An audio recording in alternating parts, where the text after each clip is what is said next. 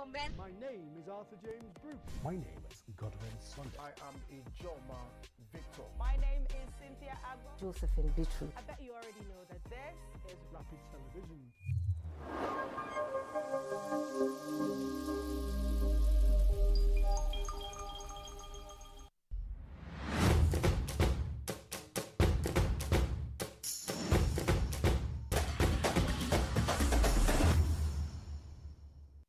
It is a beautiful Thursday morning here in the studios of Rapid TV. Well, it's time to talk sport as we crisscross league venues and give you all the top stories coming from the world of sport. I am Ijoma Victor. Now we begin with the slamming and dunking game, basketball, where the Nigerian Basketball Federation has announced an expanded format for the 2026 Men's Premier League, increasing the number of participating teams from 16 to 20 and introducing new players regulations aimed at strengthening domestic development and maintaining competitive balance. Now, in the letter released to journalists, the new season is scheduled to tip off on the 9th of May, with the governing body outlining a revised structure that includes stricter roster guidelines and a broader league composition across two conferences. Under the new framework, players will be categorized into three groups: home-based, diaspora, and foreign players. While there are no limits on home-based players, clubs will be restricted to one diaspora players defined as a Nigerian passport holder based abroad, and a maximum of 2 foreign players. Both diaspora and foreign players will require a valid FIBA international transfer certificate alongside the payment of administrative fees. Additional regulations include a maximum squad size of 15 players per team, as well as a 2-week transfer window at the start of the playoffs, during which clubs may only fill vacant roster spot. Now, without removing already registered players. Now, a protest fee of 500,000 naira has been introduced. The expanded league will feature 20 teams divided into the Savannah and Atlantic Conference, each comprising 10 teams. Now, in the Savannah Conference, Nigerian Custom, Nile University, Kano Pillars, Bauchi Neds, Plateau Peaks, Boko City Chief, Gombe Bulls, and newly promoted Niger Porters and 31.3 Warriors will compete. Now, with one slot still open for bidding. Now, the Atlantic Conference will include defending champions Marktown Flyers, Rivers Hoopers, Comment. We also have Hooper and Reed, Kwara Falcons, alongside promoted side Athletes for Peace, Edo Beats, and Raptor, with 2 additional slots yet to be filled.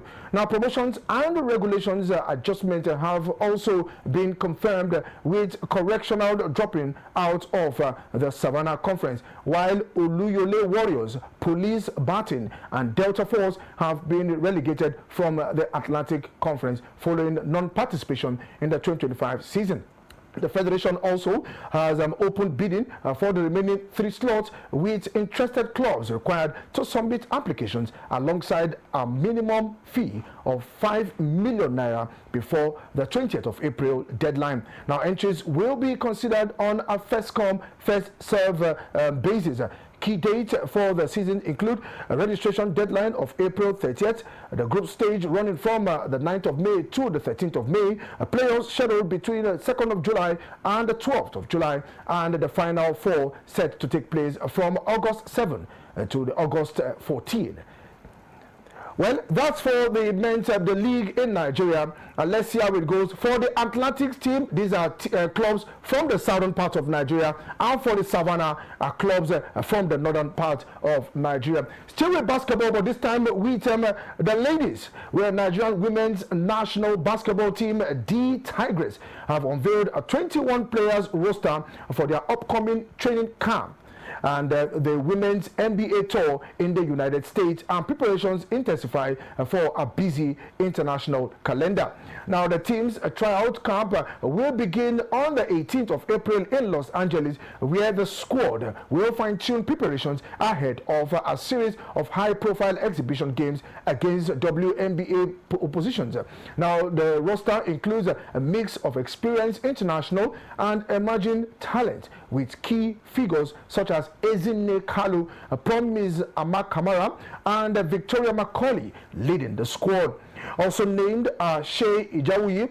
We also have Donamu Regina, Jamie Kaiku, Oluchi Akanawa. We also have Gabby White, Nora Ezike, Vivian Owachuku. We also have Pali Komeyi. We also have on the list Kamana, Siju Rafiu, Danielle Osho, Nicole Enebosu, Miriam Dauda, Rita Ibukwe. We also have Stephanie Okechukwu, Uche Uzoji, Vera Ojenwa, Favor, and Blessing Ejiofor. The squad will, however, be without Captain Ami Okonkwo, who is unavailable after securing a training camp contract with Dallas Wings. Elizabeth Balogu and Murijanitu Musa are also absent due to club commitment. Now, among the notable inclusion is Akanawa, who recently confirmed her intention to represent Nigeria and is set for her first involvement with the senior team. Osho, an 18-year-old prospect, also earned a call-up as she continues her development at the collegiate level, while Okechukwu probably recognized as the tallest player in the NCAA women's basketball history, adds further intrigue to the squad. And we head straight into football, where the Nigerian Football Federation, NFF, has disbursed the Super Eagles' share of the prize money earned at the 2025 African Cup of Nations AFCON in Morocco. Nigeria secured a third-place finish at the tournament, defeating Egypt on penalties, and in line with a prior agreement, the NFF allocated 30% of the team's prize earning to the players. Now, the Super Eagles received $2.5 million, equivalent to 3.36 billion naira, for reaching the semi-finals, with eventual champions awarded a record $10 million. Now, from the allocation, each player in the squad reportedly earned $15,000, equivalent to 20,655,000 naira, as their individual share.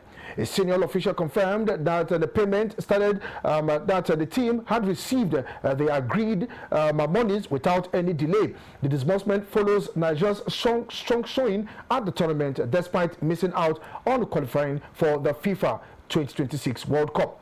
Now, attention will now shift to the upcoming international engagement, with the Super Eagles set to reconvene in the month of May to defend their Unity Cup in London. Now, they are scheduled to face Jamaica, the Warriors of Zimbabwe, and India in that competition.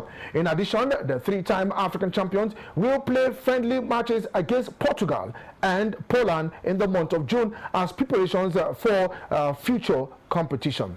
We head straight to the UEFA Champions League, where a late striker from Luis Diaz and Michael Olise sealed a dramatic 4-3 win for Bayern Munich over Real Madrid at the Allianz Arena on Wednesday night, now clinching a 6-4 aggregate victory and setting up a semi-finals with holders Paris Saint-Germain. Now, the tie was level at a break in the second leg after a scintillating opening times on the night. Bayern won 2-1 last week in the Spanish capital, but Arda Güler's just 34 seconds at the Allianz Arena. He scored again from the free kick after Alexandra's Pavlovic equalized. Harry Kane put Bayern back ahead in the tie, only for Kylian Mbappe to restore parity. Overall, when he put Madrid 3-2 up before the half-time. Eduardo Camavinga was sent off for a second yellow card with 4 minutes left to play. Now, let's take that interview of our Vincent Kompany, the manager of Bayern Munich. That it's life. Manu plays one of the best games of his career, and then in that moment, all you have to do is reset. So my main message was 0-0 is still a good result for us. So it was back to everything even. So I think, despite the fact that they were leading 1-0, then we came back. They were leading 2-1, then we came back. They were leading 3-2, then we came back. They never actually leaded the tie. And so from a feeling, I still felt like, okay, it's back to even, and let's go and win the game, and we did it. No, I think because, played myself, so I know that you have to give ownership to the players on the pitch. Of course, you're looking for a moment where you can help them a little bit if the intensity drops, if we're a little bit too open, if we're maybe not working early enough to control counters. I think these things you can help them with, but other than that, to win a duel, to play the right pass, to score a goal, you have to trust them. And I only get worried with our team if I feel that we're not creating chances. It's never the case. No. So I felt we can score. I'm a little bit I'm annoyed at how I got the yellow card. I think it was not enough for me to get booked, and it was almost like, oh, let's just set a sign. But there was a phase, something happens, the whole pitch was complaining. I'm just making my case to the fourth referee who was literally there to listen to this, and I get this yellow card. And then I'm thinking as well, they've increased the amount of games in the Champions League, but it's still 3 yellow cards for players or for coaches across the entire competition to be suspended. So you're almost saying, well, anyone's going to be suspended. So I think it's a little bit strict. It's a little bit not taking into account that we have more games, and as well the fact that sometimes the referee can make a mistake. So I'm annoyed, but I'm also proud of the team and Well, he's annoyed, but grab the semi-final ticket for this season's UEFA Champions League. A big congratulations to Vincent Kompany. Let's see how we pans out in the semi-finals. Now, talking about Madrid, you scored and you're allowing Bayern to equalize. Is it home advantage? Is it fans? Well, let's hear Real Madrid coach Alvaro Arbeloa. So, Coach, very unfortunate and unnecessary ending to what was a great game. Tell us how you're feeling about this. Well, we are very disappointed because I think it was a great match for both teams and with option for both teams, but with a red card, I think everything was over and it was everything. It's unbelievable. Nobody can explain how you can send off a player for this action. No, I am very proud of my players. I think they did a great job. They give their best. They fight for this budget, for the club. And I'm sorry for them because I think they deserve more. We did a great match against a great team. We have our chances in the second half also. They press us a lot, but of course I think we were there and we were close to score some chances. When you lose a game in this way, nobody can be happy. I think we are very angry, we are very upset, disappointed. I think all of this is a little bit unfair, but we have to keep going. No, I think this second game was a little bit different because we have some players like Militao, like Jude Bellingham, like Ferland Mendy, that our level was a little bit high, but sometimes the circumstances was that we couldn't put them on the pitch in the first leg. So at the end, just congratulations to Bayern Munich because they did really, really well.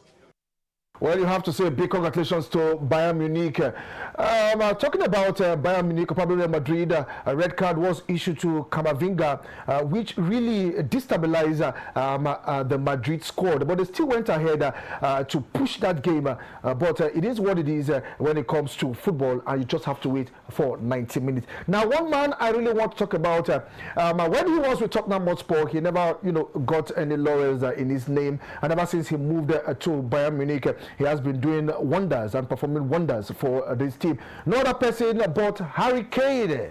I call him the Hurricane. Yeah, he got a goal for Bayern Munich on the night.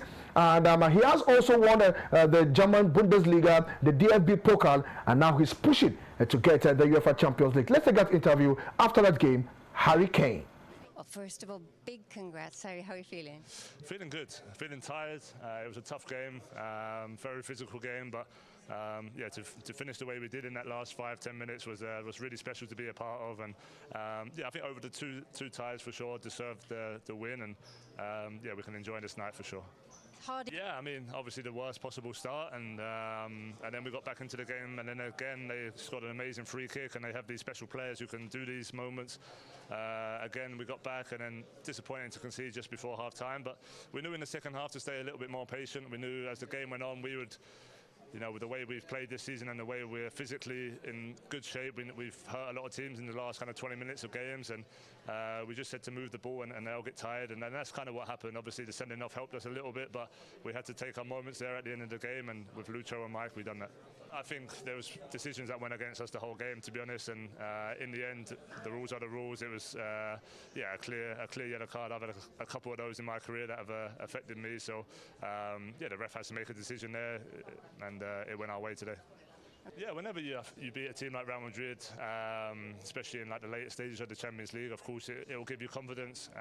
But we spoke about it all year, about getting to this stage, being in all the competitions, and this is the time to really push on. We feel like we can beat anyone when we're at our highest level, and again we're going to need that in the next round, because PSG are one of the best teams in Europe for sure. So it's time to enjoy this. We have a chance to win the league on the weekend. Hopefully we can manage that.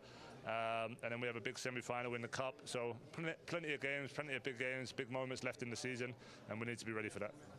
Well, they need to be ready for that. One man also I want to look into, he is Michael Olise. Yes, he got a goal, contributed to the demolishing of Real Madrid on Wednesday night. Let's take that interview of Michael Olise. Michael, congratulations. What a game that was tonight. It was fun to watch. What was it like to play in? Yeah, it was a good match. It was back and forth. We knew they were going to come out and try to come back, and it was a game at the beginning where it was a bit, you know, go and go and go, and eventually when it calmed down, and we played a bit better in the second half and we took our chances. I think we showed good resilience to keep coming back even though we were going down, and yeah, in the end it was a result that we're happy with. I think the red card was late. I think we still built momentum before the red card. I think the game was going our way, so maybe obviously it might have helped a little bit and stuff, but I think the game is still going how it was going. Yeah, I mean, I tried it 5 or 6 times before. I was getting close every time, and yeah, the one in the end was nice. I mean, the stakes are higher, so obviously we know they're a team that's full of quality. They press well, they play well, so it'll definitely be a tough match. Definitely it's going to be a tough match in the semi-finals when Munich take on holders of PSG. And let's tell you, in the other game, Arsenal reached the Champions League semi-finals after edging Sporting Lisbon in the nervous second leg of the Champions League. Now about the it's a massive moment. It's the first time in our history, in 140 years, that we are maintain momentum, especially when we're going into the final third. Much better. We allow certain transitions. They are dangerous there. In the second half, again, with the ball, there are moments that at the moment we have to improve a lot to have more control and dominance and finish much more actions. But when you talk about behaviors, attitudes, habits, the team, I think, was outstanding on that, and that's what it takes you through. But I think the last 15-20 minutes we controlled the game really well. I think we set ourselves in the final third. We look composed. We controlled the transition very good, except of the last one we conceded the throw in. Next to Martin. You know, you've been there, yeah? But overall, obviously, it's a great night. I'm very happy as well for all of our people. Okay, Mikel Arteta, back-to-back in the semi-finals of the UEFA Champions League. Now, the UEFA Champions League semi-final fixtures now confirmed. Yes, semi-final fixtures now confirmed. Paris Saint-Germain will host Bayern Munich at Parc des Princes, and the reverse fixtures will definitely go down at the Allianz Arena. And as for the second semi-finals at the Wanda Metropolitano, it will be Atletico Madrid and Demola Lookman as they take on Arsenal, and the reverse fixtures will be at the Emirates Stadium. So who will it be? Will it be PSG, Bayern, or will it be Atletico and Arsenal in the final? Also, it is match day live in the UEFA Europa League. South Africa will be in action against Freiburg. Aston Villa will take on Bologna. Betis will be up against Braga. Then Nottingham Forest will take FC Porto on a date through the forest. And let's see how we pant out in that game later tonight. And this is where we blow the final whistle of the show this morning. Until the hour of 9, it's the big conversation with Victor Ake. I am Ijoma Victor, signing out. Good morning.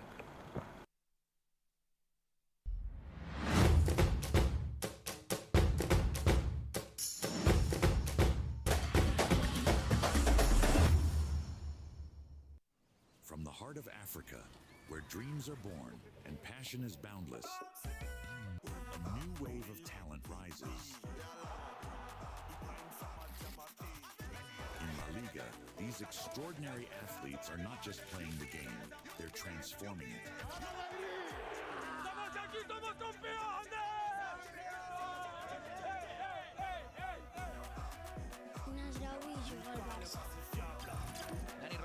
Chasing, it's Lamine Yamal. What a magnificent goal that is! They shine on the world stage. Watch as they redefine football, inspire millions, and make history. La Liga, where dreams become reality. This is Rapid Broadcasting Network, RBN, and we connect people, power stories, and amplify voices. On Rapid TV, we're rooted in culture and your window to the stories that matter. From news to lifestyle, we inform, entertain, and uplift. Join Rapid TV on StarTimes Channel 176, Nightcom Sat. On Rapid FM, we speak your language, from the soulful airwaves of Umuahia to the vibrant culture of Port Harcourt and beyond. More than broadcasters, we're creators, amplifying that voice within with powerful content across TV, radio, and digital. Join us at rbnradiotv.com and all our social media handles. One network, one voice. Rapid Broadcasting Network, RBN, the sound of your city. Rooted in truth, driven by impact. My name is Akil Sakido. Hey guys, this is Anto Lecky. My name is Leo Bliss. My name is Akava. I go by the name Baba D. And you're tuned into Rapid TV. And I love Rapid TV. Shout out Rapid TV. Thank you, Rapid TV. Please keep watching Rapid TV. This is Rapid TV. Rapid TV. Keep watching. Keep it down. Leave it like that.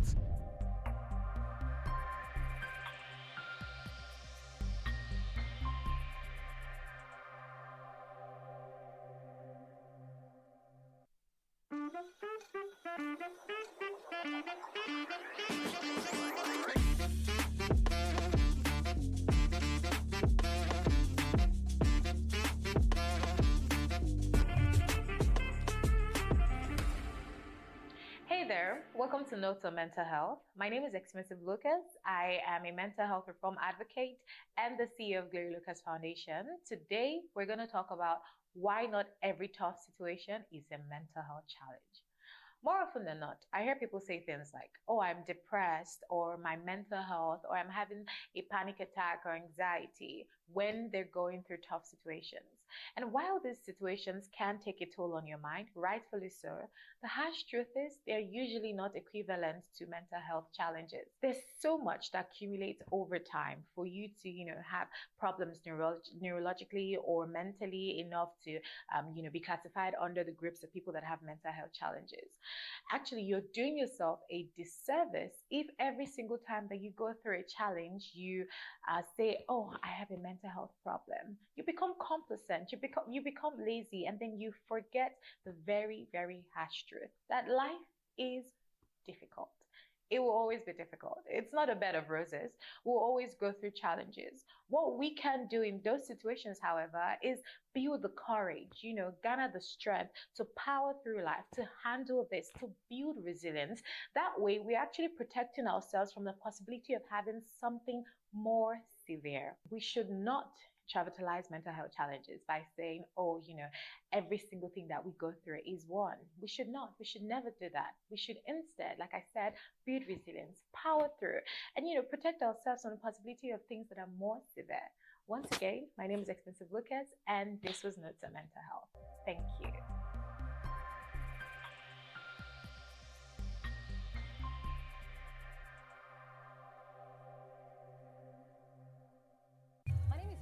Joseph. Name is Martha Alu. My name is Victor Ake. My name is Divine Alex. My name is My name is Arthur James Brooks. My name is Godwin Sunday. I am Ijoma Victor. My name is Cynthia Agbo. Josephine Bitru. I bet you already know that this is Rapid Television.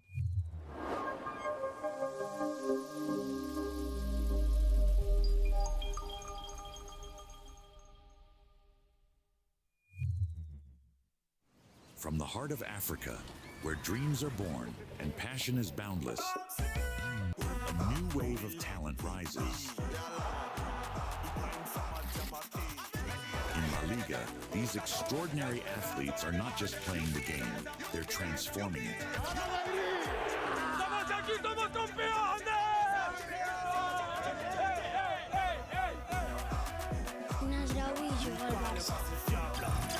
Rodriguez, the man chasing, it's Lamine Yamal! What a magnificent goal that is! They shine on the world stage. Watch as they redefine football, inspire millions, and make history. La Liga, where dreams become reality.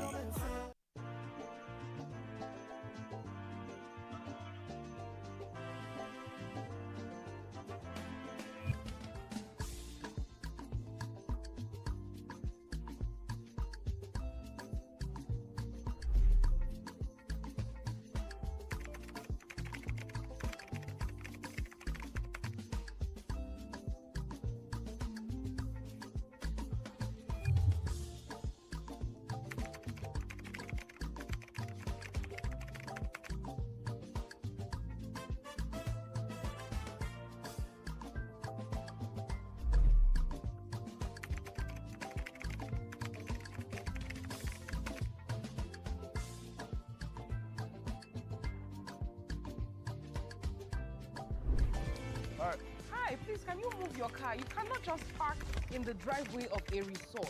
Can you please move? Why is she so angry? I'm dead. You're going to kill me. You think you had something to do with this? But I'll give you 24 hours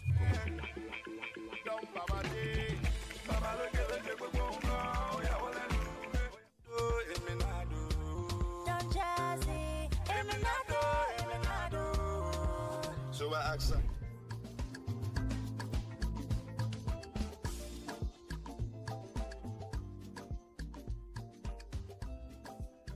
Maven activated.